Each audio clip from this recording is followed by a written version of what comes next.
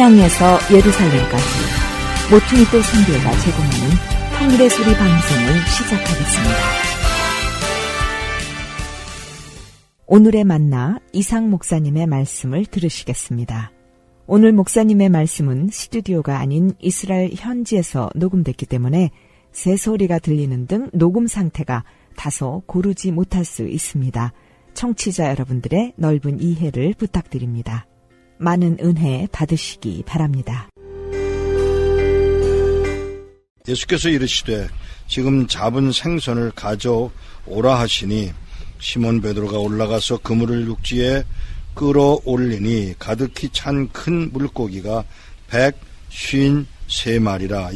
이같이 많으나 그물이 찢어지지 아니하였더라. 예수께서 이르시되 와서 조반을 먹으라 하시니 제자들이 주님이신 줄 아는 고로 당신이 누구냐 감히 묻는 자가 없더라. 예수께서 가셔서 떡을 가져다가 그들에게 주시고 생선도 그와 같이 하시니라. 이것은 예수께서 죽은 자 가운데서 살아나신 후에 세 번째로 제자들에게 나타내신 것이라. 그들이 조반 먹은 후에 예수께서 시몬 베드로에게 이르시되 요한의 아들 시몬아 내가 이 사람들보다 나를 더 사랑하느냐 하시니 이르되 주님 그러하나이다. 내가 주님을 사랑하는 줄 주님께서 아시나이다. 이르시되 내 어린 양을 먹이라 하시고 또 두 번째 이르시되 요한의 아들 시몬아 내가 나를 사랑하느냐 하시니 이르되 주님 그러하나이다. 내가 주님을 사랑하는 줄 주님께서 아시나이다.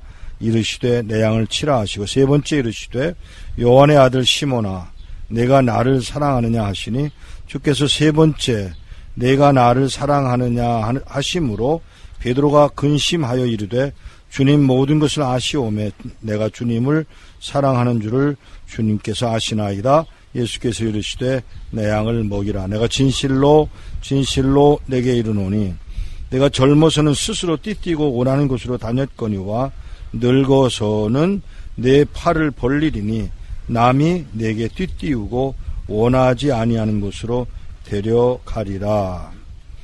이 말씀을 나눈 곳에 우리가 와 있습니다. 베드로가 예수님이 죽으셨다가 살아나시고 그리고 예수님을 떠나서 예루살렘을 떠나서 와 버린 사건이에요. 그리고 여기 와서 고기 잡으러 간다. 그리고 고기 잡으러 와서 고기를 잡는데 한 마리도 못 잡았다. 그리고 주님이 나타나셔서 오른쪽에 그물을 던져라 그랬는데 여기 재미난 일이 있어요. 오른편에 던지라 그리하면 잡으리라 하시니 그전에는 오른쪽에 던져라 깊은 곳에 던져라 그러면 베드로가 뭐라고 그랬냐면 딴 군소리를 했어요.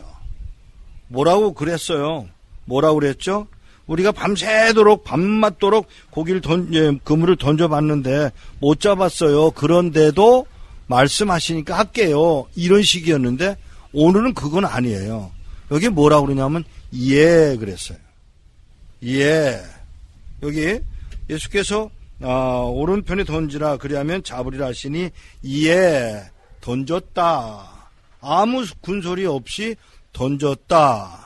그리고 고기를 잡아왔는데 153마리더라. 이거 우리 식으로 생각하면요. 이 도대체 153마리가 뭐야? 우리 전문가 안내원이 계신데 제가 이런 말을 하면 맞는지 내가 안 맞는지 사실 솔직히 모르겠는데 히브리어로 베드로의 이름을 풀어서 숫자로 풀면 153이 된다는 사실입니다. 요 말을 조금 잘 들으셔야 돼요. 153마리. 여기 고기를 잡는데 153마리, 153마리만 잡아 올렸다고요. 무슨 얘기인지 아시겠어요? 하나님이 너 베드로, 임마 너 베드로 이 말 아니었을까요? 정확하게 숫자로 내 이름을 풀어서 너 베드로 이 말을 하고 있음을 들으셔야 합니다. 그런데 여러분은 어떤 생각을 하시는지 모르겠는데 저는 이 성경을 읽을 때마다 무슨 생각이 드느냐 하면 예수님이 베드로에게 물으세요. 뭘 물으세요? 너 나 사랑해? 이렇게 질문을 하시는데 베드로는 그 말을 듣고 나도 사랑합니다. 이러고 대답을 하지만 베드로의 마음속에 무슨 생각이 있었을까를 우리 좀 생각해 볼 필요가 있지 않을까요? 베드로가 무슨 생각을 했을까요? 저는 이런 생각을 해요. 베드로가 무슨 생각을 하고 있었을까라는 추측을 하느냐면 이거 순전히 추측이에요. 제 생각이에요. 제 말이에요. 이것은 성경에 나와 있지 않는데 무슨 생각을 했을 거라고 추측을 하느냐면 하필이면 예수님은 요런 때만 나타나. 요런 생각을 안 했을까? 내가 조금 실수하기 전에 나 잡지 않고 하필이면 요런 때 도망 왔잖아 지금. 내가 예수님을 3번이나 모른다고 그랬잖아. 그리고도 밥 먹을 데가 없네. 예수님 계실 때는 예수님 따라다니면서 먹을 것도 얻었고 뭐 어쩌고 저쩌고 했는데 이제는 다 끝장났잖아. 예수님은 승천해버렸잖아. 이게 도대체 뭐야 지금. 이러는 상황이에요. 이러는 상황인데 베드로가 그런 느낌을 갖고 있는데 내가 사랑하느냐라는 질문에 대한 그 느낌은 또 어땠을까요? 한번 생각해 보세요. 어떤 생각이 들었을까요? 여러분은 어떤 생각을 하세요?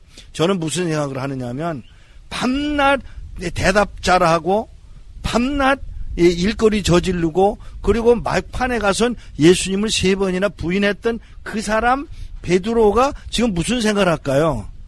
나는 이런 생각을 해요. 베드로가 이번엔 뭐냐?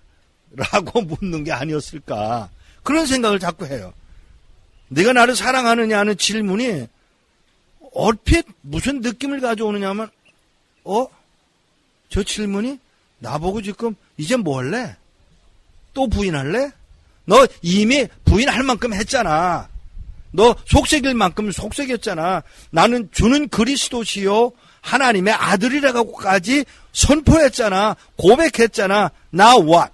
이제는 뭐야? 라고 묻는 느낌을 베드로는 갖지 않았었을까? 절대로 만일에 주님이 너 나 사랑해 라고 묻는다면 제가 좀 이렇게 슬쩍 뒤돌아보면 이게 뭐야?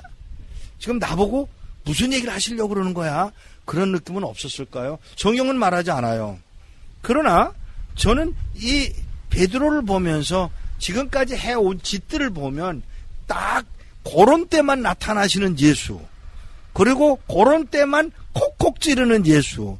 하필이면 십자가에 재판받으러 가면서 네가 날 3번이나 부인할 거야 라는 말을 해놓으신 그 일대로 일어나진 사건들을 보며 이 베드로는 자기 마음속에 주님이 원하는 질문에 대한 답, 아가페라는 질문에 대한 답을 못하고 fellow라고 대답해야만 했던 누구? 베드로예요. 근데 그 베드로에게 지금 하시는 말씀이 내 양을 먹여. 자, 보세요. 내가 나를 사랑하느냐고 하는 거하고 양치는 거하고 무슨 상관이 있어요? 너 양치는 것부터 배워. 이렇게 말씀하시면 오히려 좋을지 모르겠는데 내 양을 쳐. 내 양을 먹여. 이렇게 말씀하시는 그 말씀의 의도를 누구요? 저는 느낌에 지금 베드로가 그 말을 액면 그대로 순수하게 해석하고 있지 않았다라는 생각이 드는 거예요. 왜? 이 사람은 어떻게 돼요? 라고 묻는 베드로를 보면 요한을 보고 그러잖아. 이 사람은 어떻게 돼요? 라고 묻는 그 질문하는 꼴을 보면 베드로는 왠지 모르게 여전히 내 양을 치라, 내 양을 먹이라 하는 말에 대한, 그리고 예수님이 하시고자 하시는 말씀, 내가 나를 사랑해라고 하는 그 질문에 대한 그 근본적인 의도를 베드로는 몰랐던 게 아닐까라는 의구심을 제가 가지게 된다고요. 왜? 말씀드렸어요. 이 사람은 어떻게 될까요? 여전히 시기하고 여전히 예수님의 사랑을 받았던 요한에게 이 사람은 어떻게 될까요? 라고 묻고 있는 베드로의 심성 속에는 뭔가 또 다른 그 무엇을 바라고 있는 것은 아니었을까? 이건 아닌데 라는 생각을 가지게 되었던 것은 아니었을까라는 생각을 가지게 된다 이 말입니다. 지금 제가 몇 번째 벌써 누누이 말씀드리는 이야기의 핵심이 뭐냐 하면 우리는 어느 자리에 부름 받았느냐는 것입니다. 누가 주인이냐는 것입니다. 그리고 나는 주인이 원하시는 대로 말하고 있고 생각하고 있고 바라고 있고 행동하고 있느냐고 제가 묻고 있는 것입니다. 왜냐하면 제가 이 일을 해오면서 오늘 여기 오면서도 과연 하나님의 뜻이 무엇이었느냐. 나는 죄송하지만 우리 안내하시는 목사님 저런 분이신 줄 모르고 그냥 왔을 뿐이에요. 그런데 만나서 나누면서 이야기를 들으면서 야 하나님이 저분을 비자를 용케 이 자리에 우리를 만나게 하시려고 비자 연장을 받게 하시니까 하나님이세요.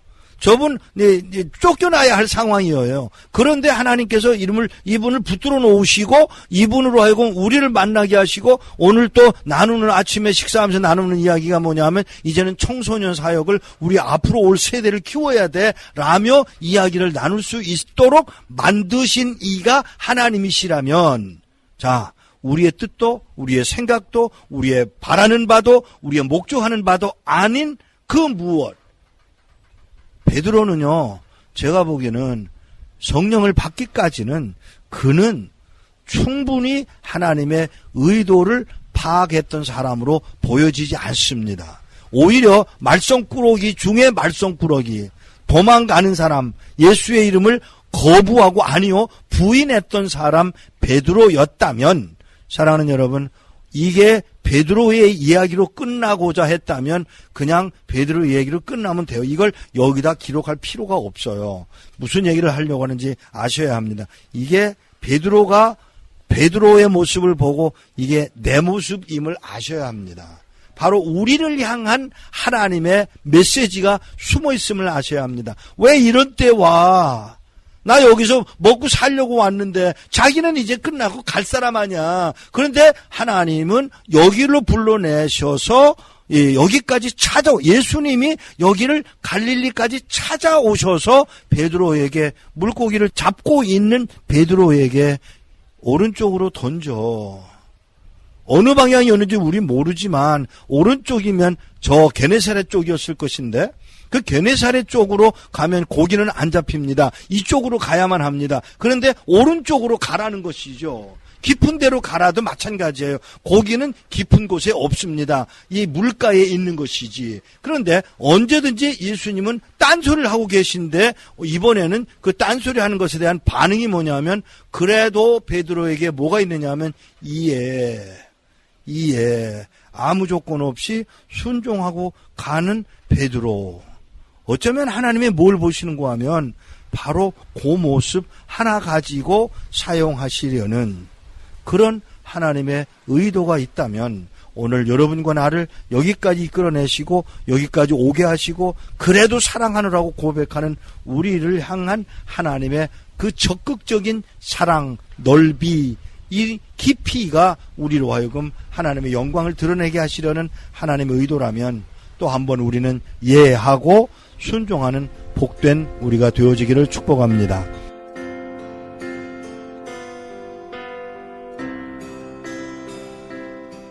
오늘의 만나 지금까지 이상 목사님의 말씀이었습니다.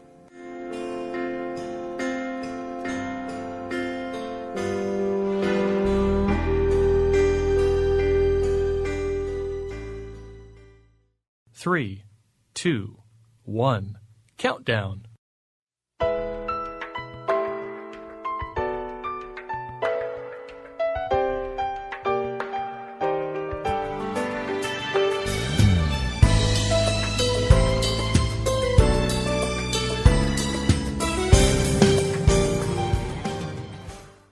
그날을 준비하는 사람들 진행의 니에입니다.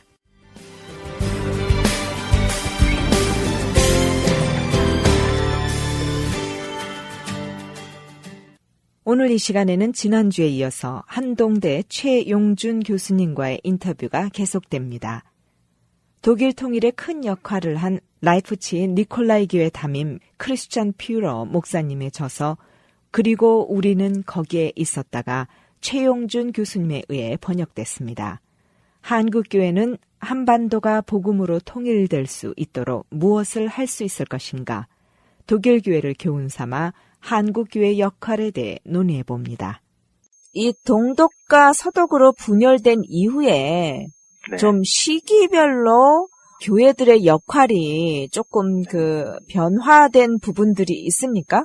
동서독 교회가 분열되기 이전에는 에반겔리시에 키르시에 인 도이칠란드, 소위 에카데라고 하는 독일 개신교회라는 조직 속에서 적어도 행정적으로는 하나였어요. 그러나 1969년에 동독이 정권의 압박으로 인해서 동독 개신교회 연맹, BEK라고 하는데요. Bund der Evangelischen Kirchen in der DDR이라고 하는데, 동독 개신교회 연맹이 일단은 독립을 해요. 그래서 동독 지역의 개신교회 조직이 독립이 되었지만, 아까 말씀드린 대로 계속해서 여러 가지 연합활동들을 하게 됩니다. 가령 마틴 루터가 탄생한 것을 기념으로 해서 1983년인가요? 그때 큰 국제적인 학술 행사를 동독에서 열게 되는데, 왜냐하면 마틴 루터가 탄생하고 사역하는 곳이 다 동독 지역이기 때문에 마틴 루터 기념 국제학회를 이 동독과 서독이 함께 주관해서 큰 행사를 하게 됩니다. 그러면서도 계속해서 동독과 서독 교회는 연합과 협의를 하게 되는 것을 볼 수가 있죠. 그걸 통해서 사실은 서독 정부도 동독 정부에 많은 지원을 합니다. 재정적으로 또 여러 가지 면에서 지원을 하게 되고, 또 동독 정권도 동독 교회 중에서도 이 니콜라이 교회는 가장 대표적인 교회이기 때문에 이 교회의 활동에 대해서는 직접 박해는 하지 않아요. 어느 정도 종교의 자유가 있다는 것을 대외적으로 과시를 해야 되기 때문에 평양의 그런 봉수교회 같은 교회처럼 그 안에 신앙의 자유와 언론의 통제를 하지 않아요.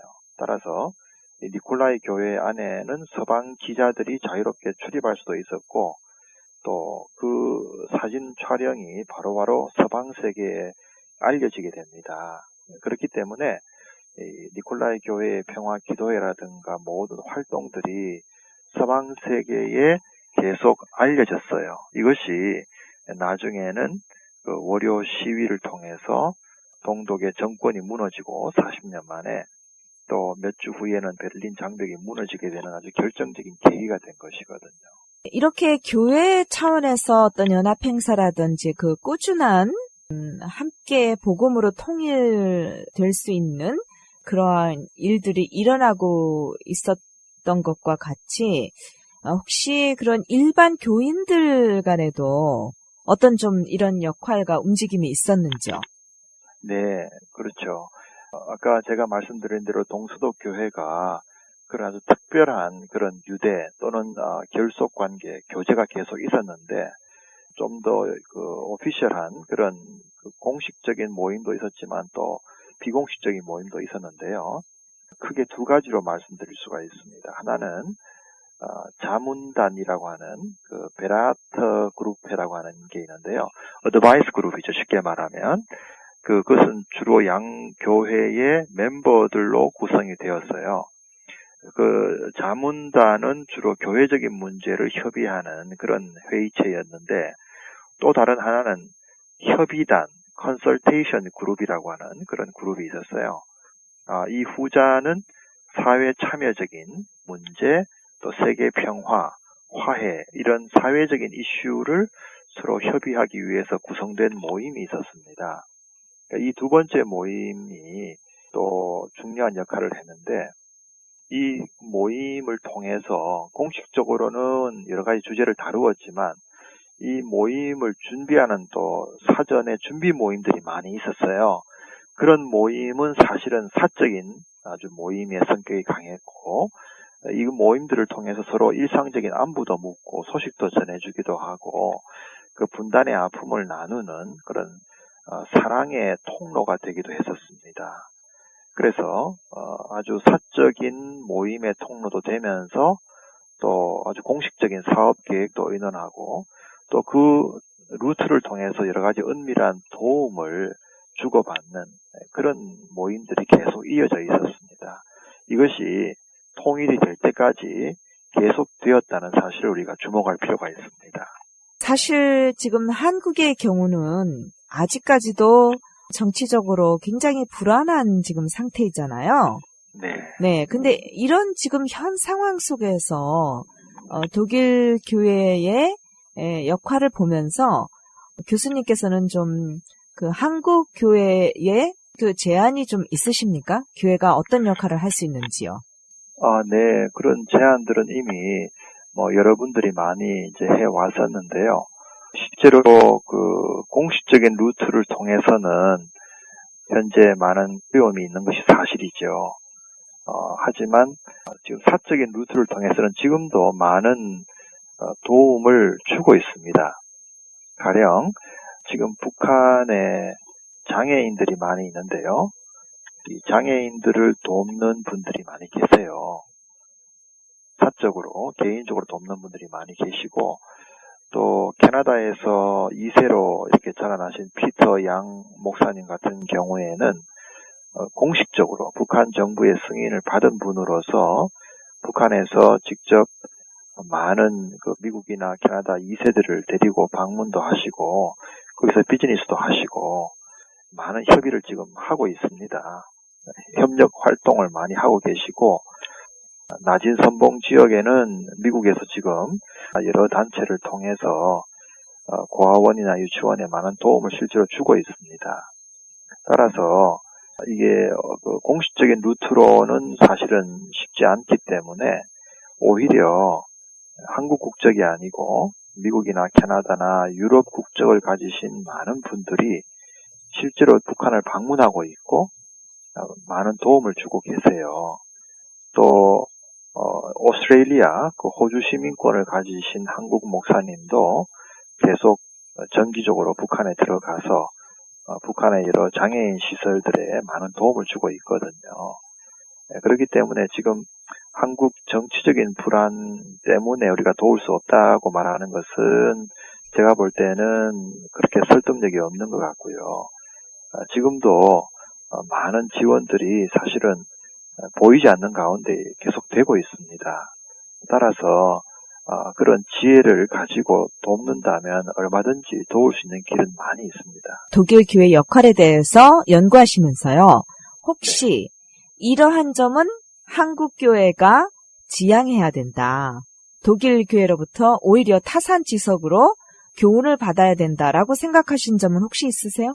지금 독일 교회가 해온 부분 중에 크게 실수했다고 생각되는 부분은 그렇게 많지 않고요. 교회적으로 이제 한 가지 우리가 좀 우려하는 부분은 있다면 통일되고 나서 문제인데요. 통일되고 나서 지금 동독 지역이 서독의 많은 그 경제적인 지원 이런 것들을 통해서 여러 가지 면에서 많이 생활이 좋아졌거든요. 예를 들어서 고속도로도 완전히 새롭게 아주 잘 만들어졌고 사회의 모든 인프라 시설들이 잘 구축이 되고 건물들도 다 수리가 되고 생활 수준도 많이 높아졌어요. 그런데 통일되고 나서 사실은 동독 교회는 약해지고 있어요. 다시 말하면 이제 물질주의가 동독의 영성에 대해서 통일 이전보다도 더 강해졌기 때문에 동독 시민들이 교회에 나오거나 신앙생활을 하는 그 퍼센티지가 많이 줄어들었어요. 이 부분이 사실은 우리가 좀 조심을 해야 될 부분이거든요. 통독은 되었고 많은 생활이 좋아졌는데 오히려 영적인 영향력이 작아졌다 하는 점이죠. 그런 부분들이 지금 독일 교회가 가장 염려하고 있는 부분이기 때문에 우리가 통일되는 것 자체는 우리 한국 교회가 많은 역할을 하는데 통일되고 통일된 이후에 과연 북한 주민들이나 우리 북한의 그 교회가 회복이 얼마나 잘 될 수 있을까, 그런 부분들은 사실 매우 중요한 주제라고 저는 생각을 합니다. 네, 혹시 마지막으로 꼭 하시고 싶으신 말씀 있으세요? 네, 제가 이 책을 이제 번역하면서 가장 중요한 것 중에 하나는 이제 퓨러 목사님을 하나님께서 마치 모세와 같이 준비시키셨다는 사실을 많이 알게 됐어요. 이분의 신앙적인 가문도 보면 과거에는 그 오스트리아 잘츠부르크에 사셨는데 여기가 가톨릭이 되면서 이 개신교 성도들이 다 그 지역을 떠날 수밖에 없는 입장이 되었고, 나중에 이 라이프치히 지역으로 이제 오시게 된 그런 목회자 집안이에요.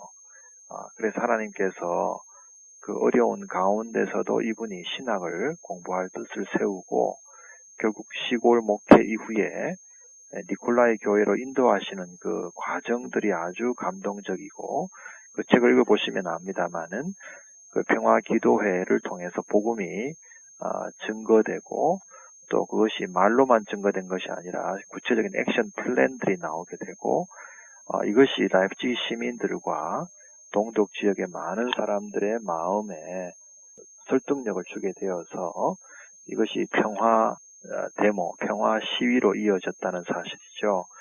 이것이 4주만 이렇게 큰 시위가 이어졌는데 2주 만에 호네커 정권 40년 동안의 그 철권 정권이 무너지는, 여리고성이 무너지는 기적 같은 일이 일어났고, 2주 후에는 바로 11월 9일이죠. 베를린 장벽이 무너지는, 그야말로 여리고성이 무너지듯이 그렇게 힘없이 무너져 내렸다는 것은 기적이거든요. 왜냐하면 독일의 역사상 이렇게 피를 흘리지 않고 혁명이 성공한 적이 없어요. 그리고 교회를 중심으로 해서 기도회가 시발점이 되어서 이런 그 정치혁명이 성공한 것도 유일합니다. 그런 면에서 이것은 한 5년 전의 사건이지만 하나님께서 분명히 살아계시고 복음의 능력이 분명히 역사하고 있다는 것을 가장 잘 보여준 역사적인 사건입니다. 복음의 능력을 증명한 사건이에요. 따라서 우리 한국교회가 이러한 점들을 더욱 깊이 인식하고 그리스도인들이 이 기도의 능력과 또 평화의 복음의 능력을 확신하고 더 연합하고 또 화해하고 일치하면서 그 주님의 뜻을 구하고 주님의 역사하심을 기다리면서 섬길 때는 분명히 하나님께서 살아계시기 때문에 하나님의 놀라운 또 축복의 역사가 저는 임한다고 분명히 확신하고 있습니다.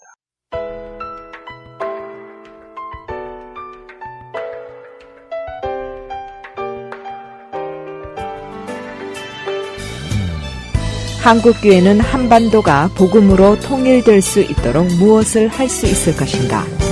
지금까지 그날을 준비하는 사람들 한동대 최용준 교수님과의 인터뷰였습니다. 고맙습니다.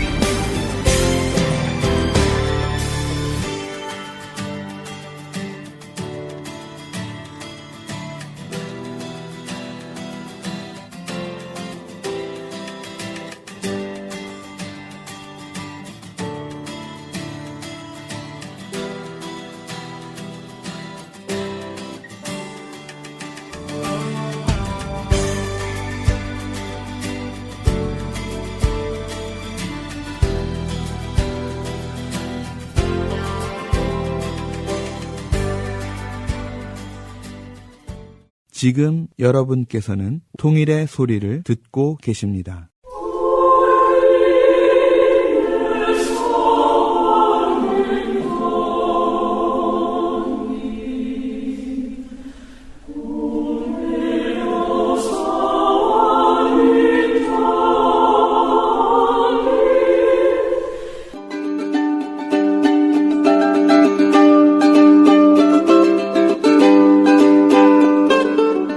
통일을 준비합니다. 하나님이 주실 통일을 기대하며 이반석 목사와 김요한 목사가 나누는 통일 이야기. 오늘은 북한의 정치적 구조에 대해서 이야기합니다. 안녕하십니까. 통일을 준비합니다의 이반석 김요한 목사입니다. 목사님 잘 지내셨죠? 예, 잘 지냈습니다. 목사님, 전 먼 한국에서 인사를 드리고 또 목사님은 미국에서 이제 인사를 드리죠. 지난 주간까지 우리는 통일의 유형에 크게 세 가지, 합의형, 그 다음에 흡수형, 그리고 전쟁형 통일에 대한 부분을 우리가 주로 나눠왔습니다. 그런데 특히 지난 주간까지는 우리가 이 전쟁형 통일에 과연 누구의 주도에서 일어날 가능성이 있는가? 거기서 이제 북한이 국지전 그 도발이 일어난다든지 아니면 어떤 오판을 하는 상황에 대해서 우리가 잠깐 나누었고, 그다음에 이 전쟁형 통일 중에 세부적으로 어떤 형태가 있는가 우리가 나누었습니다. 그리고 나서 전쟁형 통일은 과연 언제 일어날 가능성이 있는가? 물론 다 예측입니다. 우리가 예언자적인 것은 아니고 예측으로 하면서 어떤 상황이 일어나면 전쟁형 통일이 일어날까라고 하는 것을 우리가 같이 찾아보았고, 또 만일 이런 전쟁형 통일이 일어난다면 교회는 무엇을 해야 하는가에 대해서 우리 함께 나누었습니다. 오늘은 이 전쟁형 통일이 일어난다고 했을 때에 특히 지난번에 북한 안에서 어떤 도발 형태라든지 아니면 권력 다툼이 일어나는 상황이 전쟁을 유발할 수 있다고 하는 차원과 최근에 이제 돌아가는 상황 중에 북한이 굉장히 시끄럽지 않습니까? 그 중에 이번 5월 노동당 제7 그 대회가 있는데 그 전에 어떤 돌출적인 사고가 일어날 수 있다라고 하는 그런 의견들이 나와 있는 데다가 지금 뭐 5차 핵실험을 하겠다라고 하는 이런 차원에서 과연 우리가 조금 요 다음 복음적 통일형을 얘기를 할 때에 그 전에 먼저 이 북한의 구조에 대해서, 정치 구조에 대해서 목사님이 잠깐 설명을 해 주시면 굉장히 도움이 될 것 같습니다. 통일의 유형을 우리가 지금 다루고 있는데 그 유형이 분명하게는 국제적인 요인들도 있습니다. 그러니까 미국의 동북아나 또 한반도의 어떤 전략들이나 또 대북 정책이나 중국의 한반도 전략이나 또 북한 체제에 대한 지속적인 어떤 지원이나 또 일본과 러시아의 한반도 정책이나 등등 여러 가지 이 미중 간의 세력의 균형이나 동북아의 역학구조, 이 모든 것들이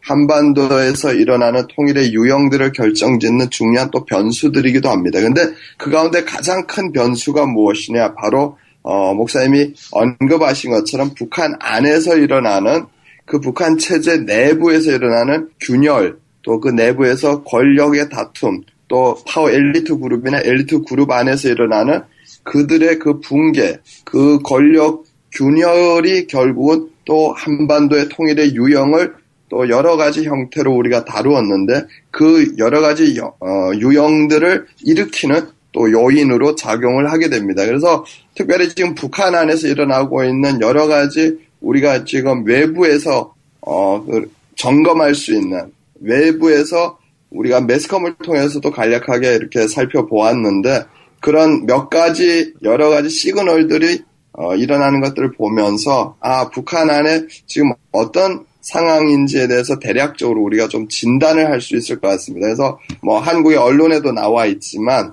총정치국에 파견을 나왔던 국가안전보위부의 대령 출신이 작년 말에 또 한국에 탈북을 하고 이번에도 얼마 전에 13명의 그 해외 식당에 파견되어진 20대 처녀들이 북한을 돌아가지 않고 한국으로 탈북을 하는 그런 사태들이 일어났습니다. 그런데 중요한 것은 이것이 그냥 몇 사람의 탈북으로 끝나는 것이 아니고 우리가 좀 눈여겨서 살펴보아야 되는 것은 이 13명의 탈북 이 여성들, 이 사람들을 통해서 북한 안에 엘리트 그룹에 어떤 변화가 일어나는지를 우리가 짐작을 할 수가 있다는 것입니다.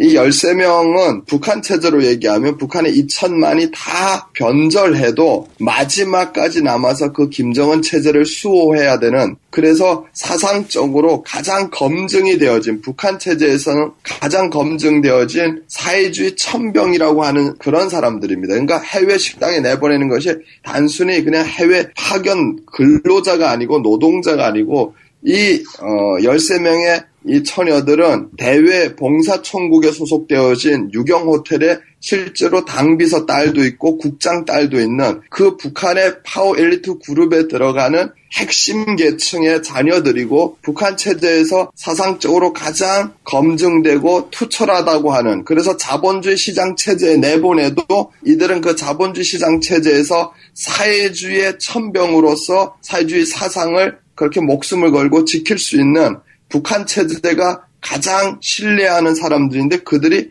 그 북한 체제로 돌아가지 아니하고 한국으로 왔다는 것이죠. 근데 그들이 한국으로 오는 목적 가운데 하나가 이번에 유엔 안보리가 강하게 경제적인 압박을 함으로 인해서 북한의 외화벌이 그 압박 때문에 돌아가지 않았다. 그 책임이 또 이렇게 두려워서 그 책임에 대한 그 문책이 두려워서 돌아가지 않았다. 이것도 있지만 또 하나 중요한 건 이들이 한국으로 오면서 왜 한국에 오려고 하느냐 그랬더니 자기들이 해외에서 매스컴을 통해서 북한에서 교육을 받았던 것들이 거짓이라고 하는, 그래서 시장경제체제, 자본주의 체제에 대한 그 실상들을 자기들이 알고 북한 체제로 돌아가지 않냐고 한국으로 오기로 그렇게 결정을 했다. 그 얘기들을 이제 언론에서 그들이 국정원 조사를 받으면서 했던 얘기들이 나오는 것들을 저희들이 들을 수가 있었습니다.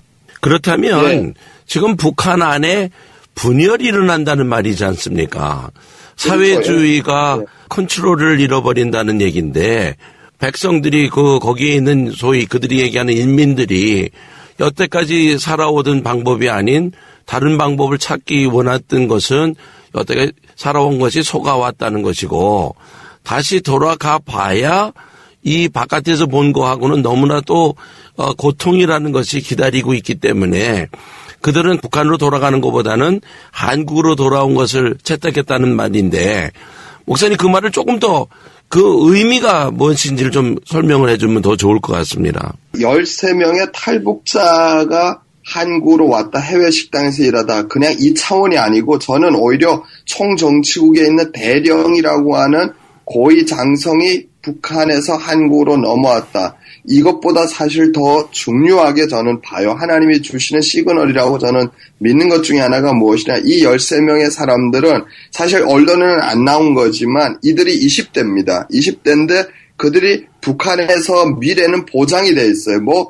많은 언론에서는 외화벌이에 대한 그 압박 때문에 그것에 대한 문책이 두려워서 탈출을 했다 그러는데 사실 해외 식당에서 근무했던 이들은 들어가도 그렇게 문책을 안 받는다는 것이죠. 그렇죠. 그리고 이 처녀들은 책임자가 아니에요. 그 문책을 받으면 그들을 담당하고 있는 지배인이나 실제 그 보위원들 담당하고 있는 그 사람들 책임자에게 책임을 묻는 것이지 봉사원들은 자기들이 최선을 다했는데도 그걸 외화벌이를 못했으면 들어가서 그냥 비판 정도 호상 비판을 하거나 사상 총화에서 한 번 정도 비판받는 것으로 끝나지 그렇게 인생 전체가 끝날 만큼의 그런 상황이 아니기 때문에 또 그리고 부모님들이 다 고위직에 있기 때문에 오히려 들어가면 충분히 그들의 미래가 보장이 되어지는 20대들이 굳이 그 미래가 보장되어지는 평양이 아니라 한국으로 왔다. 근데 중요한 건 매스컴에서 잘 안 나왔지만 이들이 그 북한으로 돌아가지 않았던 가장 중요한 하나의 또 요인 가운데 하나가 무엇이냐. 북한이 멀지 않았다고 하는 것들을 이들이 알고 있었다는 것이죠. 그러니까 20대로서 자기들의 미래가 오히려 평양에서 보장되는 게 아니고 조만간에 한반도에서 오히려 북한도 오래가지 못할 것을 자기들이 예측하면서 미래가 오히려 자기들은 한국에서 보장이 될 것이라고 하는 자기들 나름대로의 믿음을 가지고 있었다는 것이죠. 그러니까 부모 형제를 다 버리고 그렇게 보장되어진 고위층의 부모님들을 다 그들의 미래와 그 가족들을 버리고 그들이 한국행을 행할 만큼 중요한 뭐냐면 이들에게는 그들이 매스컴에서 직접적으로 언급하지 않아서 매스컴들은 그것을 얘기를 안 하지만 그들이 북한의 그 안에서 일어나고 있는 심각한 변화들을 그 균열들을 분명히 그들은 인식을 하고 있었다는 것이죠. 최근에 이제 저희 현장에 있는 선교사들로부터 보고가 들어온 것 중에 비록 이 미디어를 타지 않았던 사람들 중 또 아직도 중국에 머무르고 있는 사람들도 많은 사람들이 지금 돌아가지 않고 중국에 남아있으려고 하는 것이 있다고 하는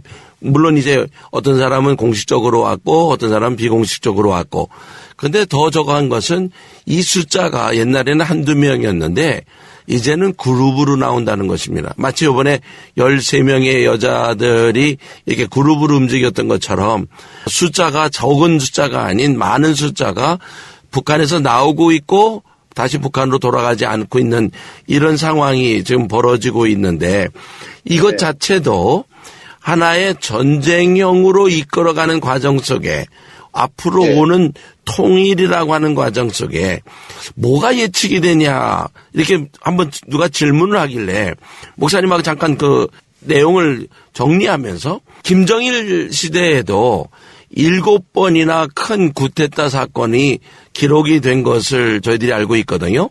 1992년도에 푸른제 아카데미 사건이라고 그래가지고 유학생들이 소련에 갔다가 돌아와서 그들이 이제 참모부 부총참모장 안정화 상장 중심으로 일어났던 사건이라든지 1995년에 육군단 사건이라든지 우리가 잘 알려져 있는 용천역 폭발 사건 같은 걸 보면 그 안에도 이렇게 사회에 적응을 못하고 튀어나오는 사람이 있는가 하면 군대 안에서도 현 정권에 대하여 불만족스러운 사람들이 있다고 하는 것이 이 간접적으로 이 식당에 일하던 사람들이 나온다든지 아니면 대령이 나온다든지 이런 것을 통하여 우리한테 지금 보여주는 것이 있잖아요.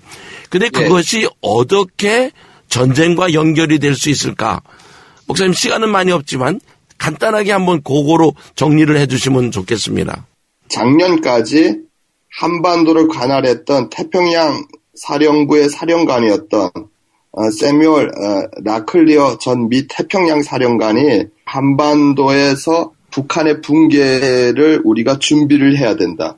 그러니까 북한의 붕괴에 대해서 미국과 한국과 중국이 긴밀하게 공조를 해서 지속적인 대화를 통해서 실제적인 준비를 해야 된다고 북한의 붕괴를 직접적으로 언급을 했다는 것이죠. 그러니까 그만큼 북한 안에서 일어나는 이 상황들이 몇몇의 탈북자가 나오는 이런 사건이 아니고 하나님이 한반도 가운데서 하나님의 때가 가까이 오고 있다고 하는 영적인 분명한 시그널을 주시는 또 하나의 그런 사건들이라고 하는 것들을 우리가 분명하게 영적으로 분별할 필요가 있다고 저는 그렇게 확신을 합니다.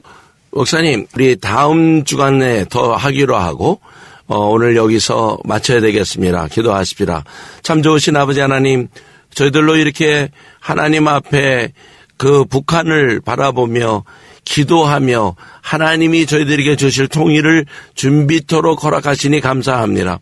오늘 저 북한 땅에 하나님께서 전쟁을 일으키지 아니하며 통일이 될 수 있는 그러한 것을 저희들의 마음에 기대하면서 이제 전쟁형 통일이 어떤 것인지 그래서 왜 그것을 가로막고 하나님 앞에 가야 하는지를 알려고 이러한 시간들을 가졌었는데 하나님 하나님의 그 의도를 저희들이 알고 잘 감당하여 내게 부르짖으라 내가 응답하겠고 내가 너희들로 새로운 것을 보여주리라 하신 그 말씀대로 감당하는 우리 모두 될 수 있도록 주님 주관하여 주시옵소서. 아멘. 예수님 이름으로 기도합니다. 아멘. 아멘.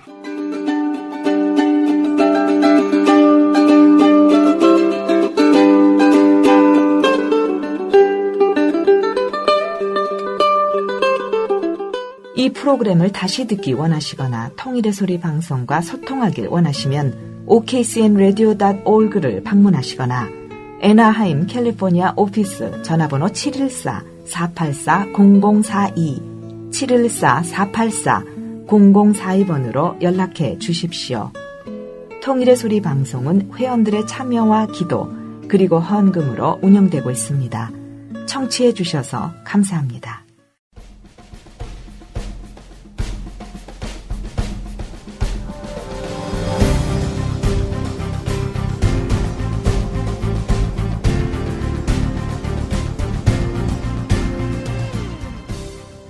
붉은 예수쟁이.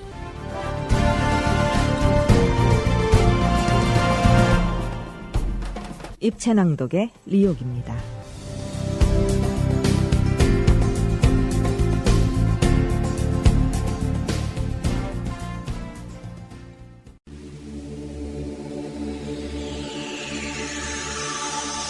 스산한 가을바람이 불고 있는 만세교 아래로 웅성웅성 수많은 사람들이 모여들었다.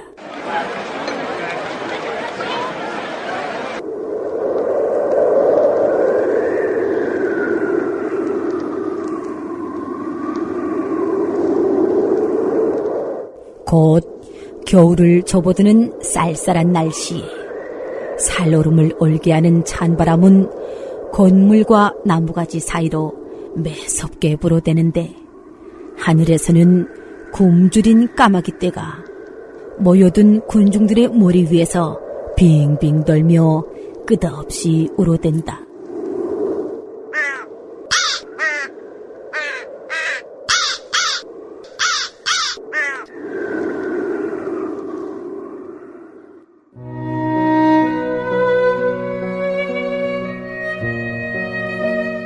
만세교라는 이름이 어떻게 붙여졌는지는 알지 못하나 그 다리 밑에는 36명의 처취한 모습의 사람들이 강제로 안전원들에게 연행되어 끌려나왔다. 한눈에 보기에도 그들이 당했을 엄청난 고난이 얼추 짐작이 된다.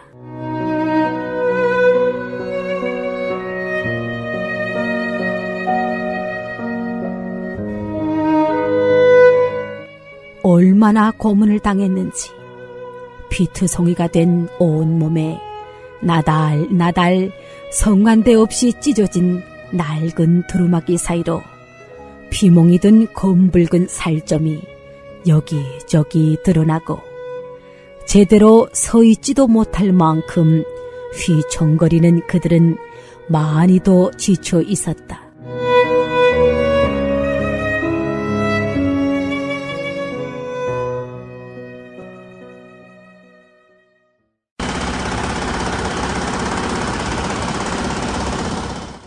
사건은 이렇게 시작되었다. 1974년 10월 어느 날 함흥시 반영구역 영마동 부근에서 요란한 건설 차량의 소리들이 어지럽게 들리기 시작했다.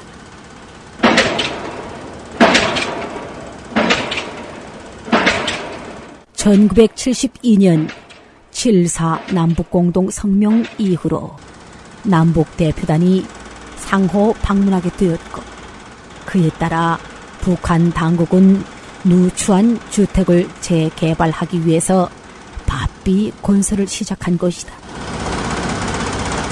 드디어 포크레인 한 대가 드르렁거리며 한 건물을 향해 서서히 다가가기 시작했다. 그 건물은 6.25 때 파괴된 교회당이었는데 지난 20년 동안 아무도 거들떠보지 않았던 낡은 건물이었기에 작업은 처음부터 순조롭게 진행되었다.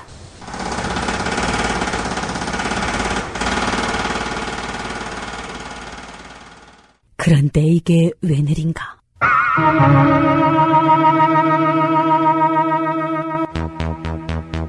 포크레인의 삼날이 멸삽을 뜨던 그 순간 불속 소리와 함께 교회 건물이 한순간 와르르 무너져 내리는데 잠시 후 그 무너져 내린 건물 밑에서 무언가 꾸물꾸물 먼지 투성이 형체들이 움직이기 시작한다.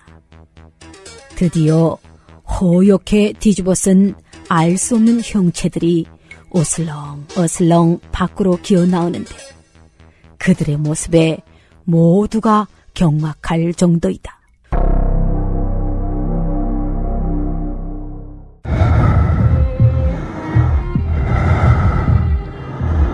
수십 년의 오랜 기간 단 한 번도 땅굴 속에서 햇빛을 보지 못한 연고로 허옇게 뜬 손발과 강한 햇살에 잔뜩 찌푸린 얼굴, 남자와 여자를 구분할 수 없는 땅에 끌리는 긴 장발, 와들와들 초점 없이 사시나무 마냥 떨고 있는 벌거벗은 맨발들.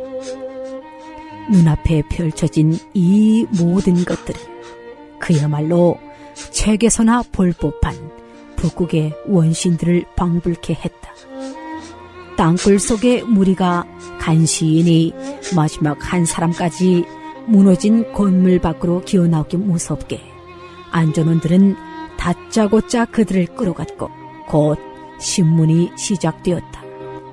신문 결과 대표자는 김태용 목사, 신부는 기독교인.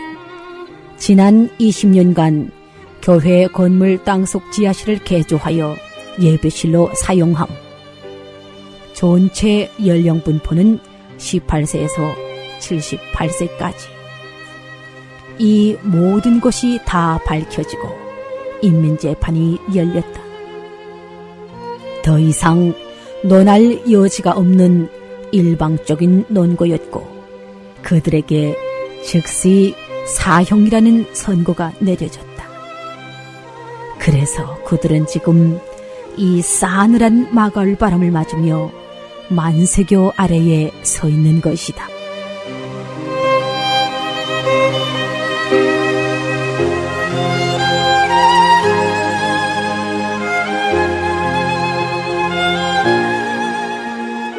차디찬 가을바람에 힘없이 흩날리는 긴 머리카락과 찢어진 두루마기 앞자락, 피투성이가 되어버린 벌거벗은 맨발들, 한 사람 한 사람의 목에 올가미가 씌어지고 드디어 그들은 차례차례 죽음에 이른다. 그런데 그들은 아무도 그곳을 두려워하지 않고 거부하지도 않는다. 그리고는 담담하게 자기들이 순서대로 교수대에 오른다. 하늘 간 밝은 길이 내 앞에 있으니 슬픈 일을 많이 보고 늘 고생하여도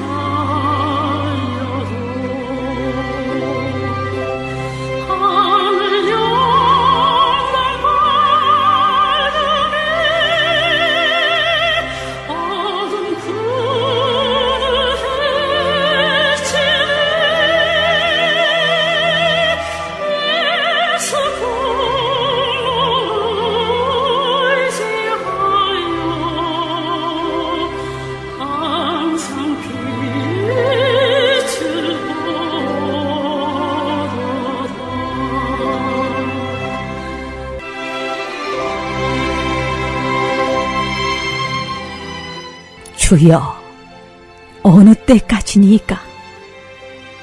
이들이 자유롭게 찬송하고 기도하고 성경을 소리 높여 마음껏 낭독할 수 있는 그날이 과연 언제니까? 아버지,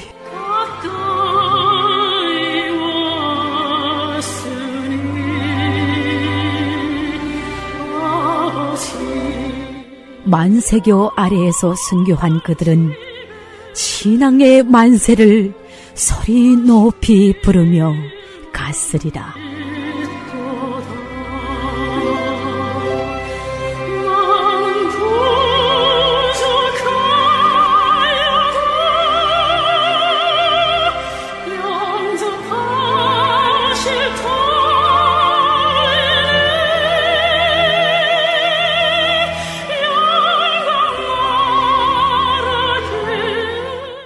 이 사건의 여파로 인하여 황해북도 사리원과 황해남도 해주, 그리고 평양시와 평안북도 신의주에서는 수많은 종교인들이 무참하게 학살되었다.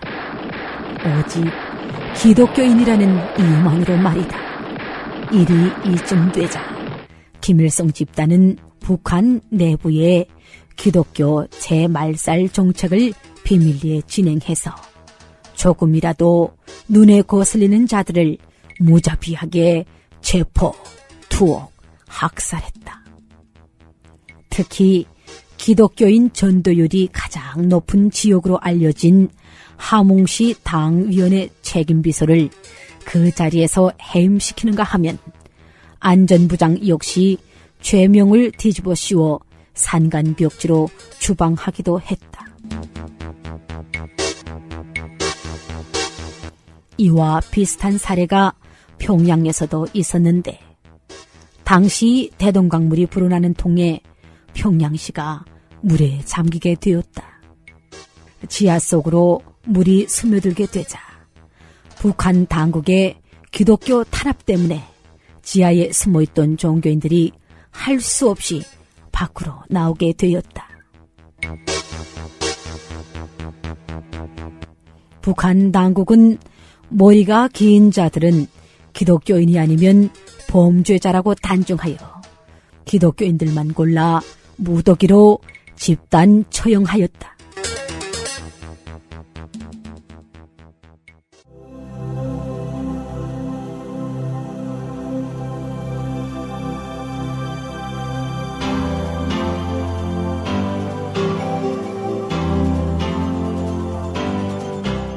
주여, 어느 때까지니까?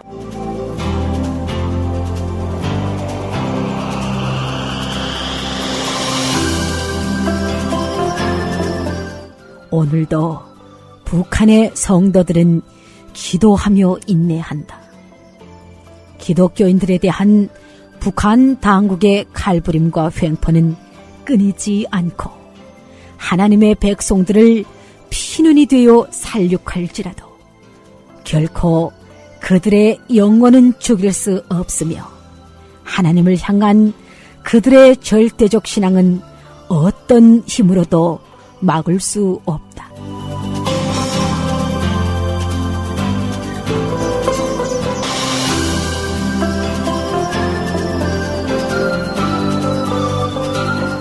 죽음을 두려워하지 않는 불굴의 신앙. 그들에게 눈물과 고통과 한숨과 절망적인 환경이 주어진다 할지라도 오직 하나님을 바라봄으로 우리 지하교회 성도들은 하늘의 평안과 기쁨을 누리고 있는 것이다. 할렐루야.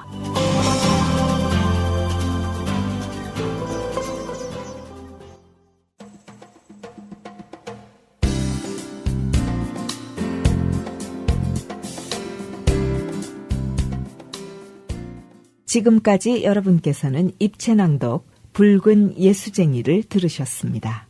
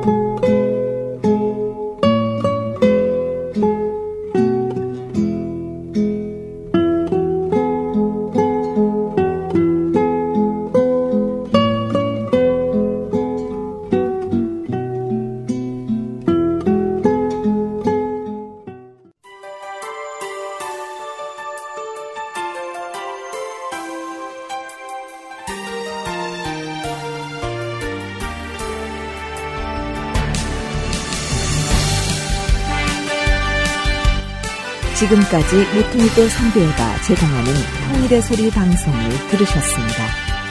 오늘 방송을 다시 듣기 원하시거나 통일의 소리 방송과 소통하기를 원하시면 okcmradio.org 웹사이트를 로그인하시거나 애나하임 캘리포니아 오피스 지역번호 714-484-0042 714-484-0042번으로 연락해 주시면 감사하겠습니다.